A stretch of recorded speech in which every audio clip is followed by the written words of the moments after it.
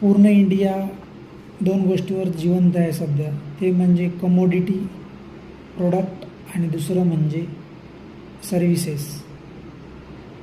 इंडियामध्ये सर्व्हिसेस आणि कमोडिटी हे जर सोडलं तर स्वतःचे प्रोडक्ट नाही आहेत. आता खूप जण म्हणतात भारतामध्ये स्वतःचे प्रोडक्ट नाही. त्याच्यामागचं कारण काय? कारण म्हणजे शेतकऱ्याला प्रोडक्ट कसा बनवायचा आणि प्रोडक्ट कुठं बनवायचा आणि तो कुठे विकायचा हे माहीत नाही. कारण की शेतीमध्ये प्रोडक्ट बनवायची परवानगी नाही. इंडस्ट्रीयल एरिया म्हणून शेती वापरता येत नाही. दुसरं, शेतकऱ्याचा मुलगा असो कुठलाही मुलगा असो, जेव्हा शिक्षण घेतो, शिक्षण घेता शिक्षण पासआउट होईपर्यंत त्याचे इतके पैसे खर्च होतात की तो कुठलाही प्रोडक्ट बनवण्यापुरता पैसा नसतो आणि प्रोडक्ट बनवून त्याची मार्केटिंग करून सेल कसं करायचं हे त्या विद्यार्थ्याला माहीत नसते. मग काय करतो?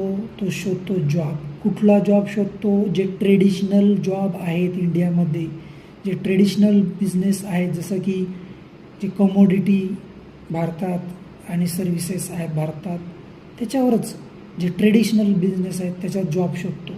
त्यातसुद्धा स्पर्धा मिळते त्याला. म्हणजे काही विद्यार्थीसुद्धा स्वतःचा प्रोडक्ट बनवत नाही नवीन, तो लॉन्च करत नाही, सेल करत नाही, कारण त्याच्याकडे पैसे नाहीत. आणि सरकार, नेते मंडळी यांना पण प्रोडक्ट स्वतः बनवायचा नाही आहे, कारण की त्यांना ऑलरेडी पैसे 10% कमिशन मिळते. प्रत्येक आमदार, खासदार, मंत्रिमंडळ, मंत्रालय 5-10% मिळते. त्याच्यामुळे त्यांना पण प्रोडक्ट बनवून विकण्यात काही इंटरेस्ट नाही आहे.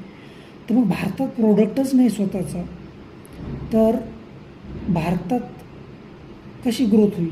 होऊच शकत नाही. भारत हा फक्त कमोडिटी आणि सर्व्हिसवर चालतो आहे. नशीब म्हणा की भारतामध्ये IT हे कशी तरी आली 20-25 वर्षापूर्वी आणि त्याच्यामुळं थोडं बहुत कामं भेटले. ते जर नसतं तर भारत आजही कुठं दिसला नसता.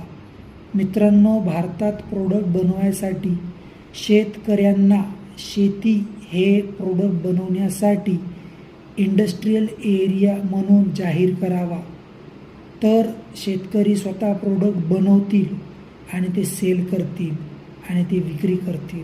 आणि त्यात प्रोडक्टमध्ये इनोव्हेशन कधी येणार?